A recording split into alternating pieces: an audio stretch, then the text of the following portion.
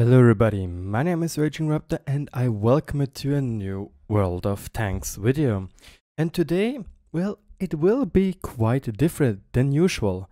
And why exactly? Because today I will have a look at a tank tree proposal by Mitsuyo. And well, it's already lingering around for quite some while, but right now I finally have the time a little bit and the equipment I want to make the video for. Presumably, or like most importantly, this new microphone. But why this tank tree proposal? Well, obviously it has the word Swiss in it and it is a Swiss tank proposal, and I guess many of you know that I'm a Swiss guy, so this tank tree is quite close to me when it comes to that things. And I want to do several videos about this tank tree, and today we'll have a more discussion or more look at those different tier 10 tanks which could come into the game. As you can see, there are a lot and many of them. And not some of them obviously are paper projects and others were really built and were even in service. And today I will have a look at some of those to make, how should I say, a normal or a usual 4 to 5 tank tier 10 tank tree with all classes set. And the first thing we would look at is artillery. And I know many people will say, but Raging, you don't like artillery, so why do you look at it first? I don't know, just for giggles. Well, this would be the artillery Panzerkanone 68, which, well, is a project based on the Panzer 68's hull. And the most important thing about this artillery piece is, and our Lord and Savior of the author here said it has an autoloader. And this autoloader would be, well, something like a Bachatillon RT right now. Obviously, you could balance it how you want it to be. I guess the autoloader is capable of firing 6 rounds per minute with the autoloading, as you can see. And this would mean every 10 seconds this artillery piece would be able to shoot. And we all know that this is not a good idea to bring it into the game like this. But I guess if Wargaming really wants to introduce this tank into the game, they would certainly have a look at how this tank is performing and maybe make a, should I say, a compromise, or just make something which suits both sides, the realistic side and the gameplay side. Because yes, realistic is important, but when it's just simply too overpowered to be fun anymore, especially in something so obnoxious as artillery, yeah, I would really think about it. And as a quick history to this tank, well, the Swiss tried to develop a new artillery piece for themselves on the Panzer 68's hull, and well, it was quite expensive and technical difficulties made it go away. And in the end, we just brought some American howitzers. The M109, to be exact, which I think is still in service. I'm not sure though. I don't really saw them that much, even though I was at a tank base for artillery. Well, it used to be artillery, now it's something else. Now, the next thing, which is personally my favorite, is the MOWAG Taifun, the one of the tier 10 tank destroyer proposals. And we have in the end 3 tier 10 tank proposals, one being the Chansard LT8 and the Chansard 20. And from what Mitsuyo told me, both of those Chansard play really similar to the Udes. And well, the Udes is quite a tank I really do like to play, in my opinion. It's fun to play, it's really, really stealthy, and it looks just great. But now to the Typhoon. He calls it a supercharged or a Jack Panzer 4 on steroids, and I'm pretty darn sure that this is a good comparison, because this tank will probably play as a Stridswagen, or probably not really a Stridswagen, more like a Kanonenjagdpanzer. And oh, who would have guessed the Kanonenjagdpanzer even gets a refit with a 105mm gun on the super test. And this is like the the Typhoon. The Typhoon is based on the Tornado's hull. That is a troop transporter, and it looks somewhat like this. And well, they made it to look like this with a 120mm gun or a 105mm gun, respective, into the front, all of the casemate. And it would be quite interesting if Wargaming would decide to give it both gun options, and it would be cool because you could then get a gun with a little bit more damage. Here, he said that 120 would be great, or use the 390 damage gun of the 105mm gun. And honestly, I think this would be a really cool tank. It is really fast. The HP to ton ratio is 21.7. The maximum top speed is 72 km per hour, which, well, no other tank than light tanks will achieve on tier 10, which is great in my opinion. Not even the Stridswagen, it only goes up to 50. I think it is also more to balance than anything else. And yes, if you know how to... The only big problem right now is that the game does not favor such sniper tanks, which have no armor and get easily... Yeah, because some maps are really close, and already we have Minsk on the super test, which is, again, a city map. But when it comes to this tank, I think it would be really cool to have it in the game. Again, it was a project which was built. Sadly, it got scrapped again. It's not there anymore. Well, it was just one prototype. But it was working and it looked really cool in my opinion. And no, before you ask, it is not the Leopard 1 chassis. It is again the MOWAG Tornado chassis. I know it really looks like a Leopard 1 and I also made a mistake. But no, it is this Tornado chassis. But now, to the next tank, which would be probably the most realistic or probably the realist tank when it comes to the tier 10 tanks. And this is the Mittlere Panzer 1968 or Panzer 68. And well, we already talked shortly about this tank for the artillery piece, which would be said hull. But essentially, this tank is the Panzer 61, which is also a project by the Swiss people, and it is like a better version of the Panzer 85 and 58, excuse me. And we already know the Panzer 58 because it is already in the game in the German tech tree, and it's called the Mutz. And this Mutz is, well, the Mutz is just like not really the first idea, but it's like the first step of those three tanks, from the Panzer 61 to the Panzer 68. And the most important part about the Panzer 68 is that it is a real good project, and it was in service for quite some time. It was in service from 1971 to 2003. And it is a fully Swiss built project except for the gun. The gun is the Royal Ordnance L7, which in the game has countless tanks which use it. From the Chieftain, Action X, the Charioteer obviously. I think even the STB-1 uses a least Royal Ordnance. The Leopard 1 uses least Royal Ordnance. So yeah, it is a quite common gun in the game. Yes. And quite important or interesting is that sadly it's not showing on the English Wikipedia page of the Panzer 68. Ideas or tests to use a 120mm gun on this tank. Sadly, it was never made. It's just made as a prototype. But it would also be quite an interesting choice to do if Wargaming decides to do it. Maybe it's not. They're not saying, well, maybe we don't take the Panzer 61 as a tier 9 tank and make it a tier 8, but we will use the Panzer 68 as a tier 8 tank with the 105mm gun and use the Panzer 68 120 like this paper project, which was just in the prototype status, on tier 10 with a 120mm gun.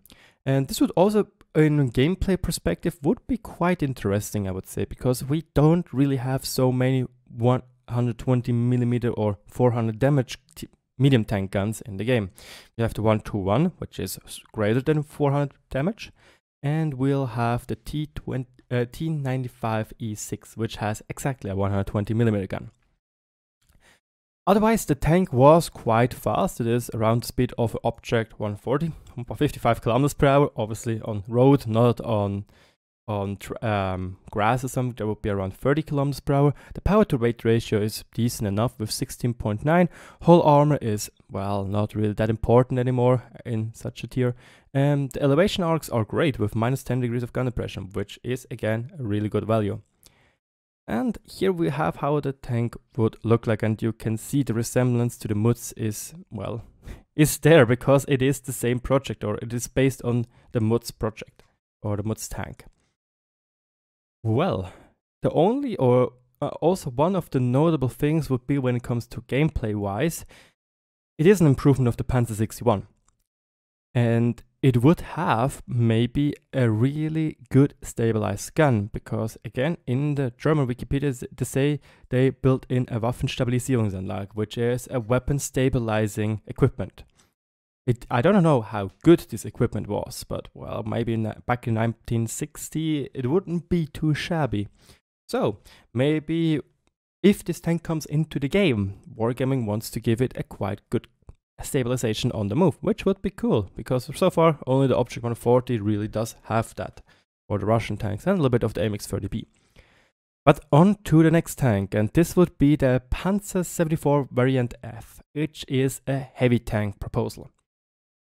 And this tank would have an automated loading system, plus it is same as the Tier 9, but it has a hydropneumatic suspension, and this is the last tank we'll have a look at today.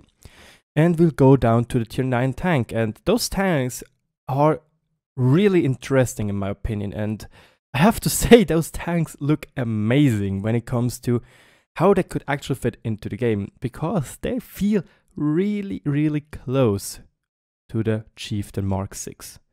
And I'm not the only one which calls that out.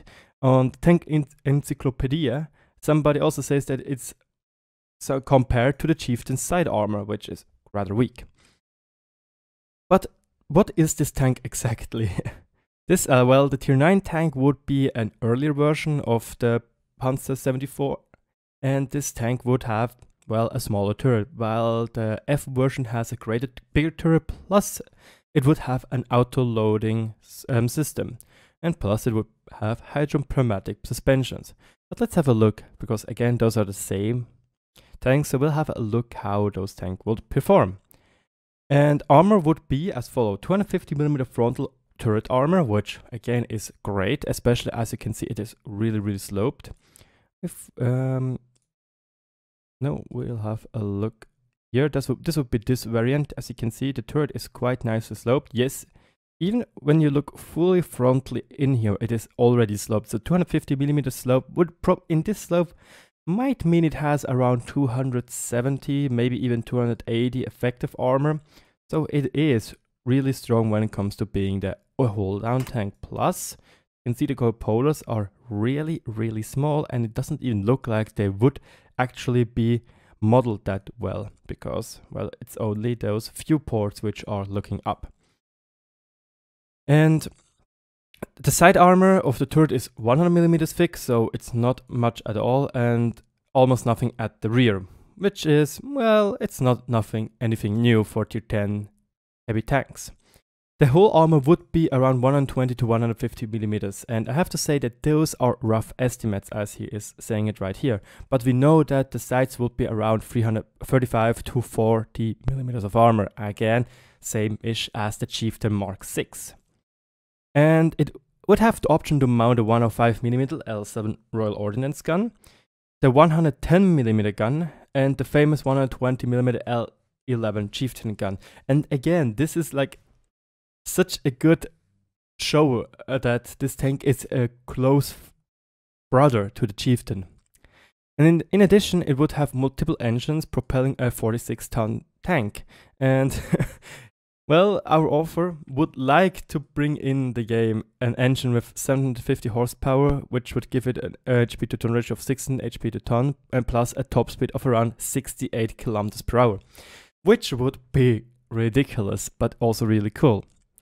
So, what would have the Tier 10 tank? Well, again, it is the same as the Tier 9, however, it has a bigger turret, and this would be the difference. This is the small turret, right here, and this is the big turret. As you can see, it goes a little bit further over the hull. But the most important part is about the big turret. It would have an auto-loading mechanism. Sadly, this auto-loading mechanism is not being showed, but this is how roughly this turret would look like from the schematics. And yes, I have to say I don't really get too much information out of this. But it would also have a pneumatic suspension, meaning Wargaming could actually work more on this pneumatic suspension. Why? Because the SDB1 would use it as well.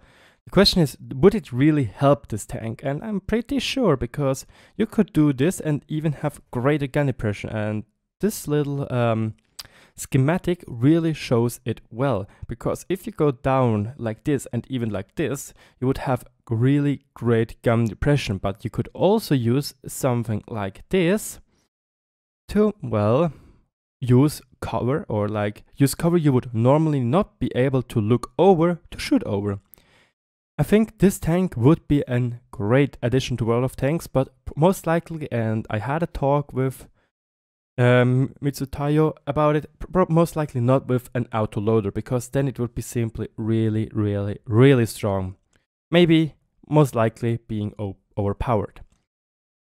Because you have the speed of a medium tank with like 68 kilometers top speed, you have an armor comparable of the Chieftains frontally, you'll have the Chieftain's gun with an autoloading mechanism with a 250mm turret and with a pneumatic suspension that is and sounds really strong.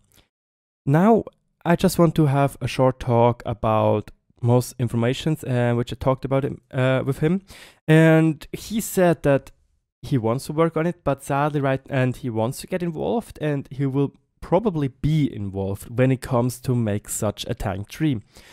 But we should not really look forward to it in like 1 year at least, because he said right now Wargaming focuses on the Polish tank tree and the Italian tank tree, which is also logical. Italians also do have a tier 10 proposal or a concept, which was a Leopard 1 with auto-loading mechanism, and let's be honest, Polish players want their Polish tanks, and they are a much greater or bigger community than Swiss people are. Even though you could say that probably German people would also like to play Swiss tanks. But yeah, these are the small little informations I want to give you about the Tier 10 tank. I'm just having to look 1 or 2 smaller informations. Yeah, that would be it. And yeah, I want to make it a smaller little series where we have other looks at other tanks. Today I really didn't want to look at tanks like the Panzer 20 or the Panzer LT8, because, well, they are really big paid projects, like not even having something real in it, to be honest. But well, today's tank, we're having some schematics with other things with pictures and so on, so I could give you some little bit of information. The next time I want to have a look at Tier 8 project, because on Tier 8 we have quite some tanks which are built and which are already kind of in the game when it comes, like the Panzer 58 Mutz, for example, and the Gepard, which is yes, you guessed it right, the Kanonenjagdpanzer. And this would actually be the Kanonenjagdpanzer Wargaming wants to introduce into the game with the 10.5cm gun. Anyway, thanks for watching. I hope you enjoyed it. If so, let me know in the comment section below. Don't forget to subscribe for more videos like this. And as always, thanks for watching.